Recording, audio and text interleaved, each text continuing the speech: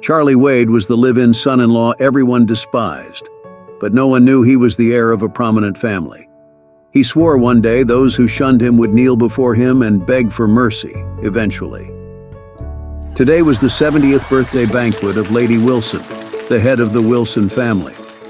Lady Wilson laughed heartily at the luscious gifts she got. Suddenly, Charlie Wade, her eldest grandson-in-law, spoke. "Grandma, could you lend me $1 million? Mrs. Lewis from the welfare home is sick. I need it for her treatment." People gaped in shock at his boldness. Charlie was poor as a beggar. No one knew why their decreased grandfather insisted to let his granddaughter, Claire Wilson, marry such a loser. Lady Wilson's face abruptly darkened. She growled, "How dare you ask me for money?" Claire hurried forward. "Grandma, Charlie just wants to return the favor. Could you please help him?" Lady Wilson growled, "You want my help? Divorce him and marry Wendell Jones. He sent me a gift worth $3 million. Wendell was pursuing Claire despite her married status. He's from one of the prominent families in Orris Hill, more powerful than the Wilsons. Claire refused decidedly. "I'll never divorce Charlie." Lady Wilson hurled the cup to the floor and shouted angrily, "Kick that loser out.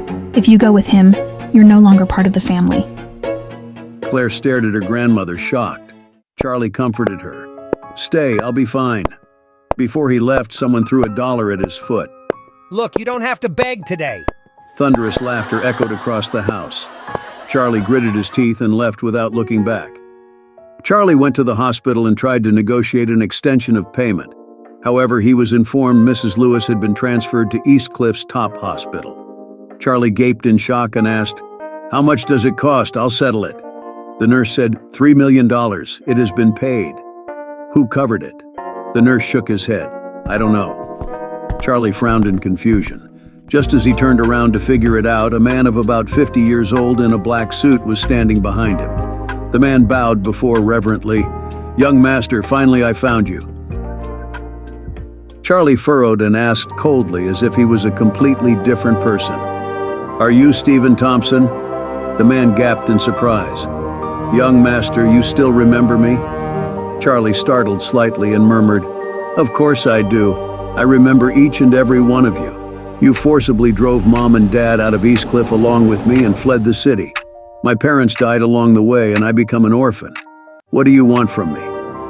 Stephen grimaced sorrowfully and said, "Young master, Lord Wade was very sad when he learned about your father's death.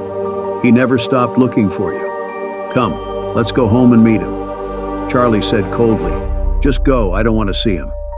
Stephen said, "Young master, are you still mad at your grandfather?" "Of course," Charlie said loudly. "I'll never forgive him in my entire life."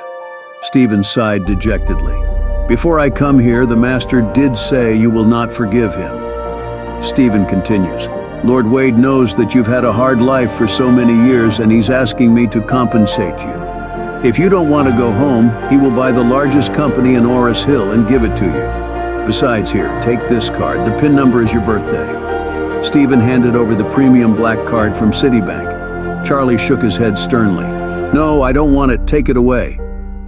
"Young master, Mrs. Lewis is still $2 million in debt for her medical bills. If she doesn't pay up, she might be in danger. Are you threatening me? Is this part of your sinister plan?" Stephen waved his hand frantically. "Oh no, we wouldn't dare do such a thing. Keep the card, then you'll have enough money to pay the bill." Charlie asked, "How much is in this card?"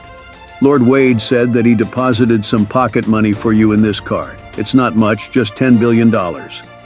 Stay tuned for our upcoming episode where we unveil the captivating story of poor Charlie Wade's reaction upon receiving a staggering $10 billion from his grandfather as pocket money. Discover the events that transpired with the Wilson family and their fate in this thrilling narrative. Be sure to support our channel by liking this video and subscribing to At Home of African Stories for more enthralling tales.